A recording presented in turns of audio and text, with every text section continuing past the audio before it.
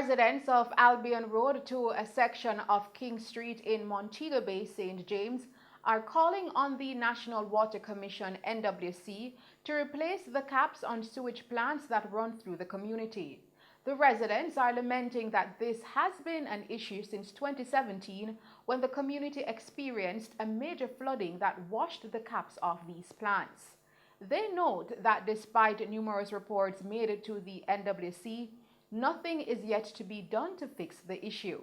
We have made several reports, and up to now the water, the covers have not been replaced. And the sewage is terrible. Sometimes it blocks up and overflows, and the scent is sometimes unbearable. We have to close our windows, lock our doors, and go inside our houses. The entire community who lives on the gully, they experience the stench is so terrible. I'm making an appeal to the Water Commission to get this problem solved as soon as possible, because the sewage and the scent is unbearable.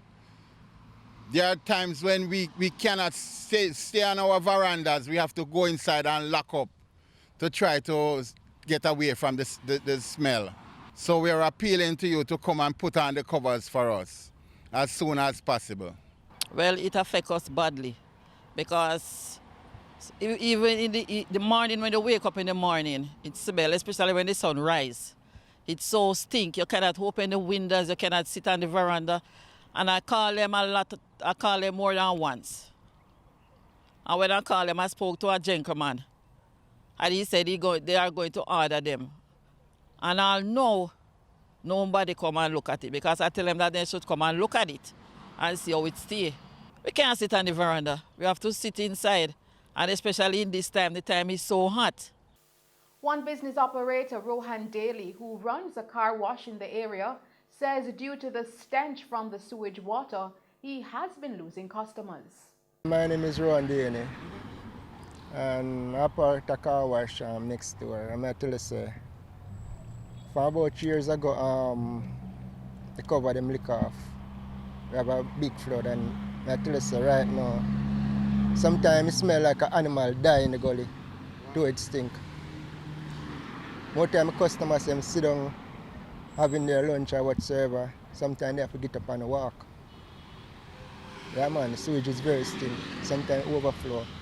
If you all drop, more time if you all pull up my mask to it stink.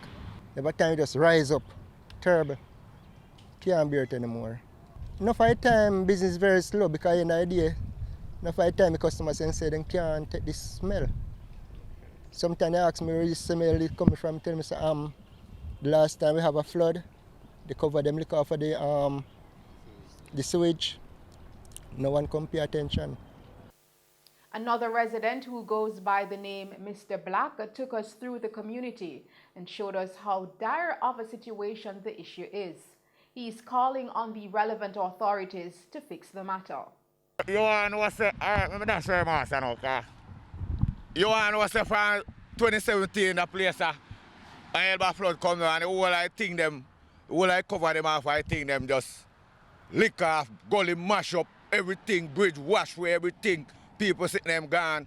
Them a prime minister, them a money only come in when election time and you know see them again.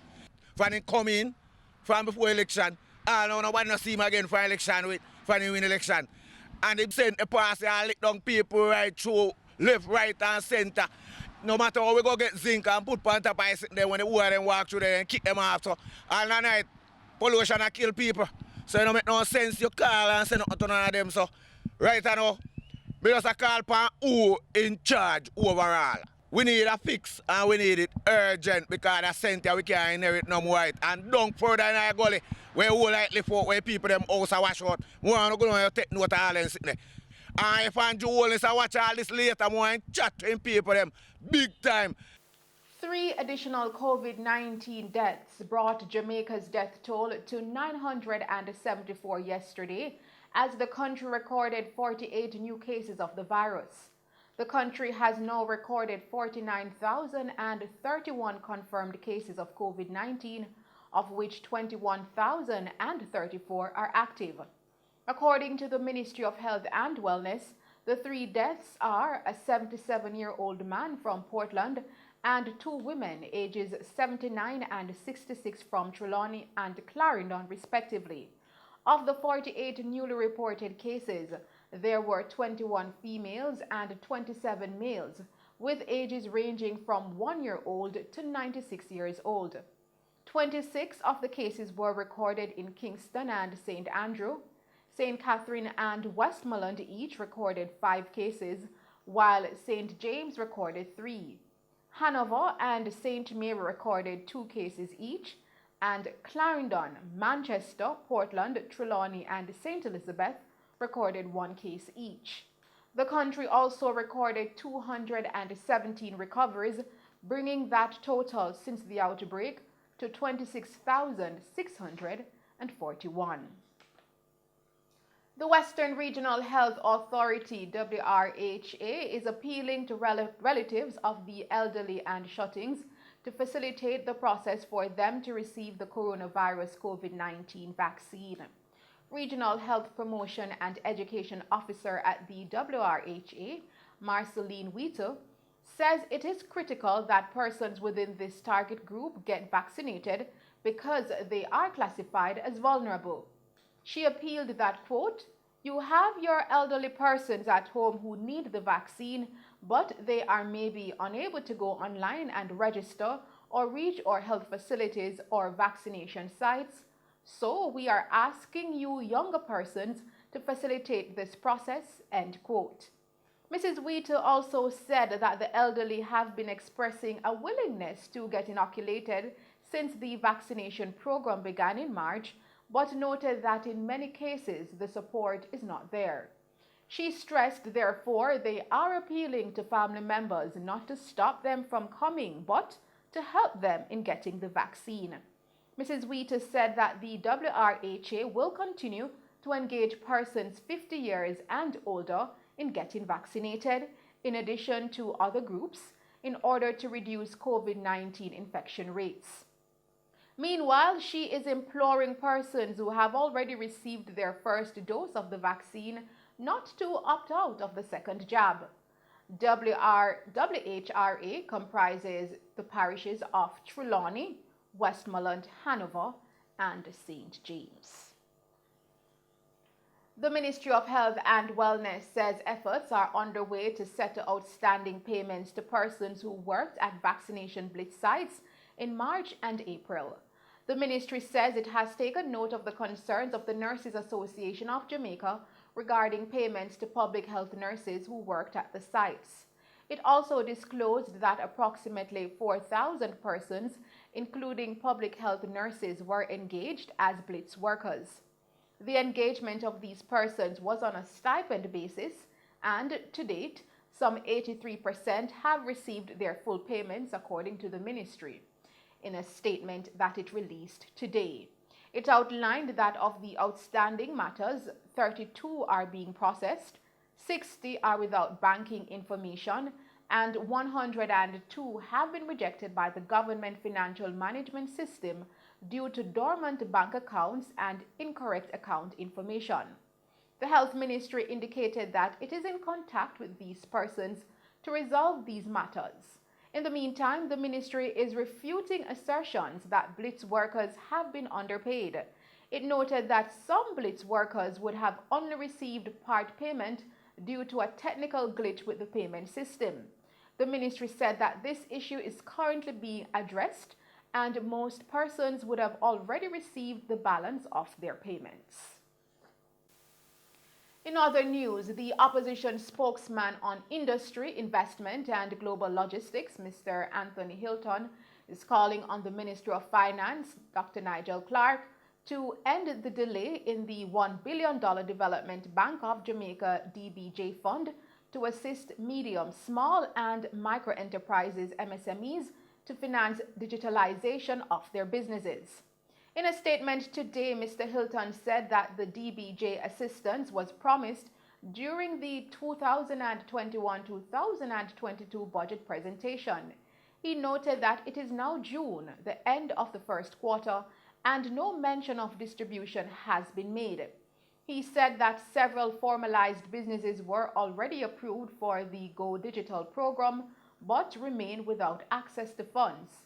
Mr. Hilton explained that under the Go Digital program, MSMEs should receive a voucher entitling them to DBJ loans of up to $800,000 at an interest rate of 2%.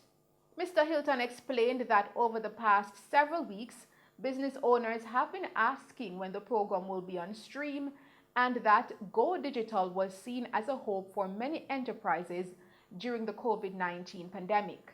They took action to ensure that they qualified for the program, he says, and are now being set back operationally because of what he believes are delays in disbursement of the funds. The opposition spokesman said it has now become urgent for the Minister of Finance to honor his commitment to MSMEs. He said many of these businesses are experiencing serious challenges due to the restrictions necessitated by the COVID-19 Disaster Risk Management Act, and consequently, he said that he looks forward to a prompt announcement and implementation of the program by the minister. The Southeast Regional Health Authority, SERA, has indicated that all the clinical procedures were followed in relation to the controversy surrounding a newborn baby who recently died at the Spanish Town Hospital after being delivered in the reconfigured space at the Accident and Emergency Department. The mother of the baby has related that she was not attended to in a prompt and proper manner, and it was allegedly 5 hours after she raised an alarm that her baby was in distress that a doctor attended to her. The board of directors at SERA has asked for a report on the matter, which should be presented by tomorrow afternoon, and indicated that it will be hosting a meeting to review the findings in the report. In the meanwhile, SERA says its management team has arranged to meet with the family of the deceased infant and to offer counseling and other support where necessary. In a news update, taxi operators who ply the Spanish Town to Old Harbour route in St. Catherine are again demanding a fare increase. There is Javon Thomas with more on this story. Taxi operators are again demanding a fare increase. The latest appeals come from taxi operators who ply the Spanish Town to Old Harbour route in St. Catherine. Operators who spoke with our news team said they are dealing with rising costs every day, including for fuel. When we buy $4,000 gas put in our car, see, it never go half tank, a 3-stroke. We get 20 and we buy $4,000 gas. It can't work. Party there and taxi fare, $220 we buy a party for a day. You have to pay a road license. If your road license not up, see officer here, he might take away your car. If your car has a license, the officer will take away your car. See, if your fitness not up, you get a ticket. I think I can tell, say, officer, I can come here and say, officer, you know, say, I told gas there, make fitness up, and I can't a license. Officer, no want to hear that. Officer tell us, make sure say your paper then straight. So right now, we want full fare for raise, you understand, to 2 bills. Because 175 is for 8 years now, you understand? 8 years. We observed as one taxi operator and a commuter clashed over fare. The taxi operator wanted to charge $200. However, the commuter was adamant that the fare was still $150. A police officer had to intervene to quell the disagreement. We spoke with the commuter. He said he is not against a fare raise. However, the operators must first get the go-ahead from the government. After a certain amount of time, they want to charge even more money, which I don't think that's legal, but I don't know what the actual status is, what the rules are. But all these things need to be brought into the public, to public awareness of what exactly the rate structure is, when and how they're doing these rate increases, so that it's legitimate, so that everybody gets a fair deal.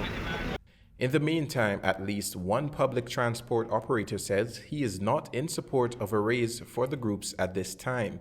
He says everyone is facing a tough time and an increase would also be unfair to commuters. I don't agree with the raise because it's a pandemic now with COVID. And many people right now have the money to travel more than, so they can't even find money to buy food at the supermarket much more. So how is it you have to pressure the people if you pay more tax fare or whatever? It cannot work. I'm Javon Thomas reporting for Mello TV News. Thanks, Javon. And those are some of the stories making news. We will return with other stories, with the National Commercial Bank NCB Foundation setting aside $100 million this year for scholarships and grants to assist students in priority areas in an effort to help accelerate the digital transformation of Jamaica, as well as news from Member of Parliament for East Rural St. Andrew, Juliet Holness, asserting that youth leadership is important in enhancing the country's growth. But first, let's take a break and then join Christopher Scott with sports.